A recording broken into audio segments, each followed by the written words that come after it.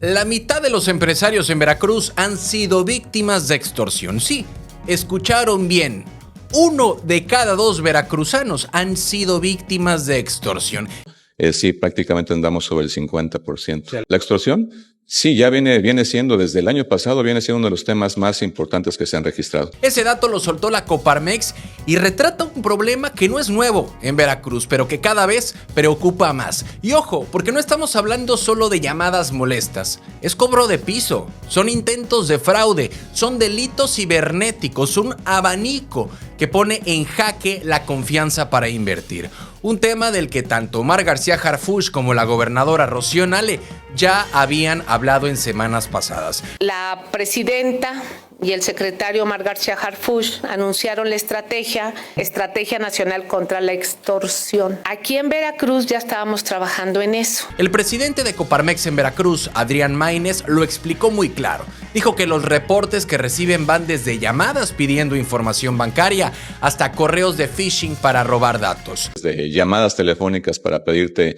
información de los datos bancarios hasta correos que hacen precisamente haciendo ese tema de phishing, ¿no? Para tratar de capturar la información que tú puedas compartir. La conclusión es muy simple.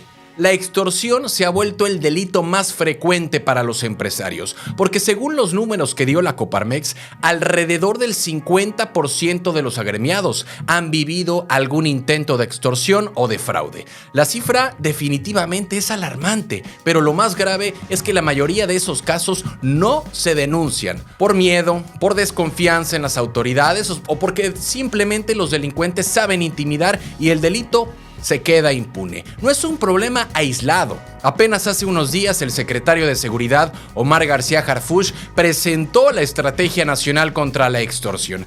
En la presente administración, 8 entidades del país acumulan el 66% de las extorsiones a nivel nacional. Estado de México, Guanajuato, Nuevo León, Ciudad de México, Veracruz, Jalisco, Guerrero y Michoacán. Ahí dijo que el 66% de los casos del país, de toda la República, se concentran en 8 estados.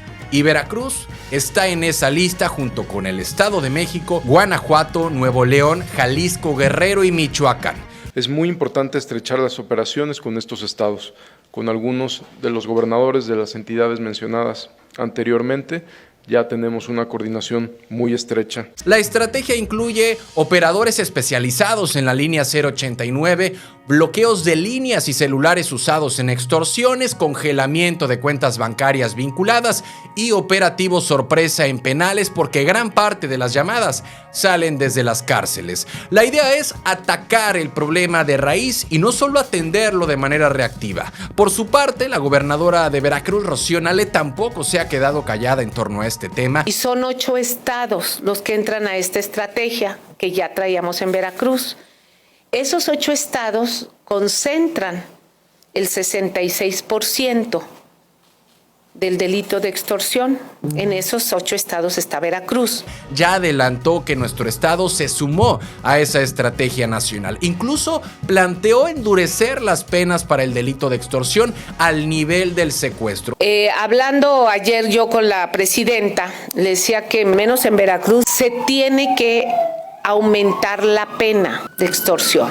Dijo que ya no basta con ver la extorsión como una simple llamada telefónica, tiene que castigarse con mano dura, porque es un delito que golpea no solo a los empresarios, sino también a familias y pequeños negocios. Y lo más preocupante es que, de acuerdo con el INEGI, el 96% de los casos de extorsión no se denuncia. Eso significa que las cifras oficiales siempre se quedan cortas y que lo que se reporta es solo la punta del iceberg. Entiendo que sí debe de existir alguna pena mayor que lo que existe actualmente. Para el empresario, para el comerciante, esto significa vivir en un entorno donde siempre hay miedo a contestar una llamada, abrir un correo electrónico o simplemente recibir un mensaje extraño. Definitivamente la extorsión no solamente afecta al bolsillo directo, también frena al crecimiento económico, porque las empresas empresas destinan recursos a seguridad privada, a sistemas de protección y protocolos que encarecen la operación,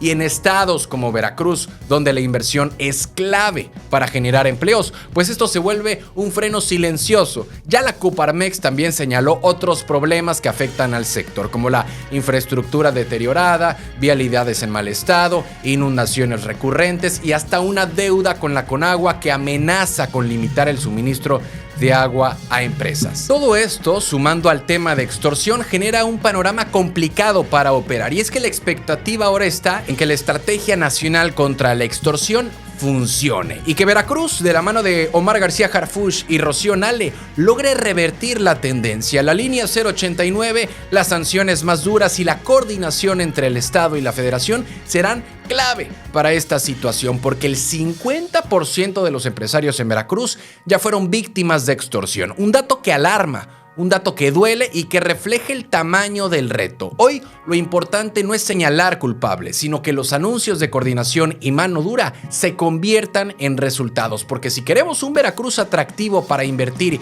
y seguro para emprender, la extorsión tiene que dejar de ser el pan de cada día. ¿Cansados de las mismas noticias de siempre? Con los mismos de siempre. Aquí lo contamos sin rollos, directo y diferente. Dale click a la campanita, suscríbete y entérate de lo que de verdad está pasando en Veracruz y en la política. Noticias locales. El que la hace, la tiene que pagar. Así, sin rodeos, lo dijo Javier Herrera Borunda, presidente de la Comisión de Vigilancia de la Auditoría Superior de la Federación en la Cámara de Diputados. Pero el que la hace la tiene que pagar. Una frase que suena contundente, porque en México y en Veracruz los escándalos de corrupción han sido pan de cada día. La expectativa ahora es si esa promesa realmente se va a cumplir. Ya Javier Herrera anunció que en octubre llegará la segunda parte de la fiscalización de la cuenta pública 2024. Ahorita nos van a entregar la segunda entrega en octubre, que es una entrega ya un poquito más robusta. La primera entrega, que fue hace unos meses, apenas están cerrando las cuentas públicas de los estados. Ahorita viene en octubre, son entregas públicas. Yo creo que va a ser por ahí del 30 de octubre. Seguimiento es el que se le da siempre. Un documento clave porque exhibe cómo se ejercieron los recursos de dependencias y gobiernos de todos los niveles. Ahí se sabrá si hubo irregularidades, desvíos o mal manejo de dinero público. Según el diputado federal, la expectativa es que cada vez haya menos observaciones, pero fue muy claro. Dijo que si se encuentran desvíos, se deben castigar y se deben sancionar. No importa si son del PRI, del PAN, de Morena o del Verde, la corrupción, cuando es real y comprobada, tiene que tener consecuencias. Y es que uno de los puntos que Javier Herrera subrayó es la lentitud con la que avanzan los procesos. Dijo que pueden pasar hasta 4 años entre que se detecta una irregularidad y se llama a cuentas a los responsables. Ese retraso provoca que muchas veces los escándalos pues pierdan fuerza o que la gente termine creyendo que nunca pasa nada. Ante la pregunta de si hay un trato suave hacia la alianza Partido Verde, Morena y PT, Javier Herrera dijo que aquí se miden todos parejo. ¿Hay escándalos en todos lados? Sí, pero los del Verde dice que son los mejores portados. Bueno, es su partido. Al final del día, pues está en su papel Javier Herrera de decir esto, ¿no? A ver, yo creo que los escándalos de corrupción, cuando traen sustancia, hay que castigarlos y hay que penarlos. No, yo creo que se mide a todos parejo, la verdad. Hay escándalos en todos lados, ¿eh? Me encantaría decirte que los del Verde y los de Morena no tenemos escándalos. Todos tienen escándalos. Todos tienen negritos en el arroz, pero somos los mejores portados.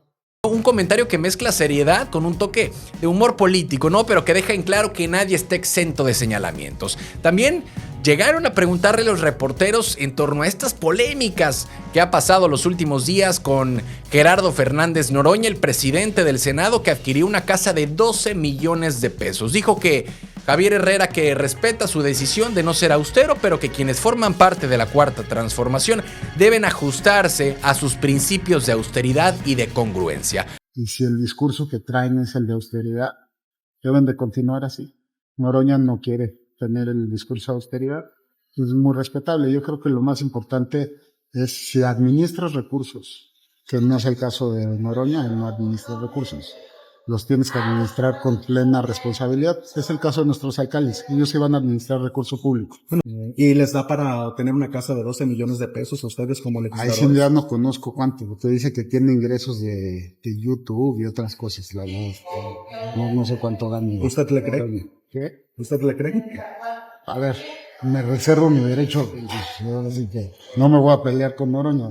Ni lo conozco, Pero bueno, la Auditoría Superior de la Federación es una de las herramientas más importantes para vigilar el uso del dinero público. Y el Congreso, a través de la Comisión de Vigilancia, tiene el papel de revisar, de discutir y de dar seguimiento a esas observaciones. El reto es que esa fiscalización no se quede en papeles, sino que se traduzca en sanciones reales. Ya Javier Herrera dio estas declaraciones en una reunión con alcaldes electos del Partido Verde en el puerto de Veracruz, y el motivo de esa reunión el objetivo fue capacitarlos sobre cómo manejar los recursos públicos sin caer en errores o en irregularidades que luego se conviertan en observaciones. Una especie de advertencia preventiva, porque si no quieren problemas con la auditoría, pues deben usar bien el dinerito. Pero los escándalos de corrupción en México siempre tienen dos características. Primero, que salen a la luz con bombo y platillo, y segundo, que pocas veces terminan con responsables en la cárcel.